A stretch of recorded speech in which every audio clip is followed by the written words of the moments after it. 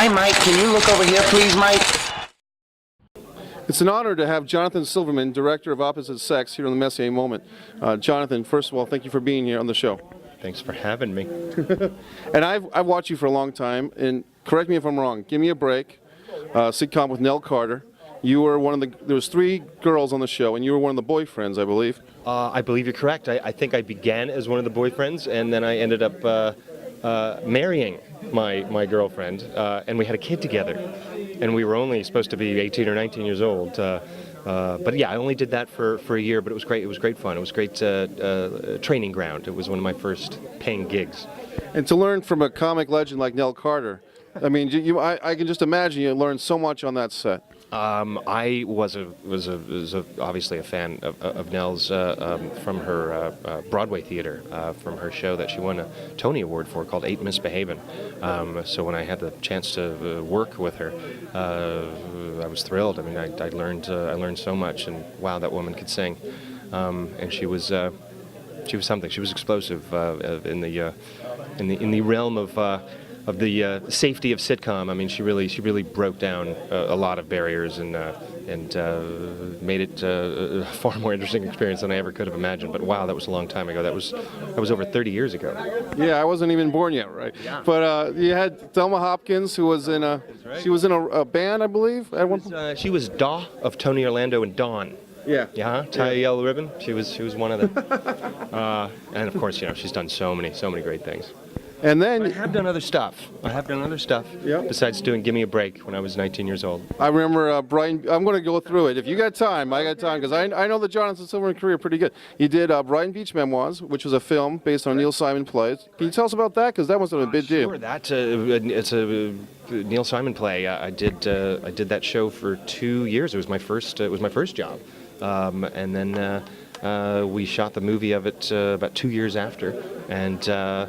I then went on to do the follow-up play on Broadway called Biloxi Blues, and then created the role in the third of the trilogy, Broadway Bound, which I later went on to do the movie of as well. And then Neil kept giving me more and more jobs, and I'm forever grateful to that man. You've been in with the major players, and you're a major player yourself. In fact, I was flipping the channels. The other day, and I think I saw you on Law and Order, if I'm not correct. Yeah. If I am correct. Yes. I did another play for a Pulitzer and Tony Award-winning playwright. His name is Warren Leight, and I did a show for him called Glimmer, Glimmer, and Shine about 10 years ago. And Warren has taken over the Law and Order SVU set. He's the new executive producer, showrunner, and one of my dearest and oldest friends is the lead of that show, Mariska Hargitay. And they've been asking me to come and play a killer for years now, and I finally found an opportunity to jump and play with him, and I had a blast. It was a stand-up comic who uses a lot of rather uncomfortable material in his act, including jokes about various sexual crimes and rape, and it turned out he was not such a nice person, but I had a really good time doing that. Really good time. I don't usually get to play the bad guy. It was interesting to see you, and also we won't even, my DP here, Chris Boylston, loves Weekend at Bernie's, which you were in, but such a departure from that role so many, years ago, but now you're playing this dark role in a really serious, of course, a very serious show, so that shows your range as an actor.